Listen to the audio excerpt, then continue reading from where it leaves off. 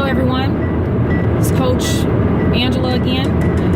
I'm talking to you again about SMART goals. Remember, SMART is an acronym, and the words that I'm going to assign to the acronym, the words that I will assign to the acronyms are SMART, not smart, specific, measurable, attainable, realistic, and timely. So in this video, we're going to talk about the M, which is measurable.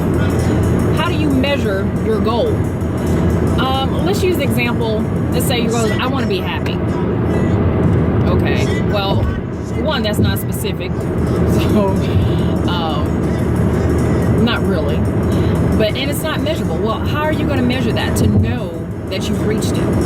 And one of the ways to do that is to assign like a number or a value to it. Now, of course, there's going to be some goals that's going to be difficult to do, but that's where the wheel of life is helpful. And in one of the first few videos, I had asked you to do a wheel of life and to rate your level of happiness in different areas. And that's how you can measure like happiness on a scale of 1 to 10 or 0 to 10. So we need to know where you started. You started at a 1, 2, 3, 4, 5, and where do you want to be? So for it to be specific and measurable, to say, I want to be happy in this particular area of my life, and I wanted to increase on a scale of 1 to 10 to a level 8. Because let's say maybe right now you're a level 4 or 5. That's one way that you can measure that. But even before you get to the scale, I really would want you to explore. And if you can, if you journal, write it down. But if you don't like to write, that's fine. But just, you need to sit and ponder and think about, well, what will it take for me to be happy? What does happiness really mean for me? How do I define happiness? Because it's not going to be the same for everyone. And a lot of times we say happy, we want to be happy, but we don't ever really think about how do we get there? Or we have been living our lives for our parents or our spouse or our kids, and we have somehow forgot how to define our own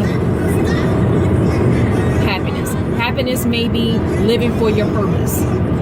Happiness for you may be to be giving back to your community. Happiness may be, actually, when you think about it, you may actually have to change your goal and be more specific. Say, well, it's really that I want to complete my degree. That will make me happy. Or I want to get rid of all of my debt. And when you start asking these questions, it will become more specific. And then you can create a goal instead of just saying, well, I want to be happy. It says, I want to accomplish this. I want to complete my degree. I want to help my kids increase their grades. I want to give back into my community by volunteering once or twice a week at a homeless shelter. Those things are specific. Those things are measurable. Because, for example, volunteering your time twice a week at a homeless shelter, well, that's measurable. That means you need to show up twice a week. Okay, that's a number. So if you don't show up this week, well, obviously you did not achieve that goal for that week. Or to say in a month's time, I want to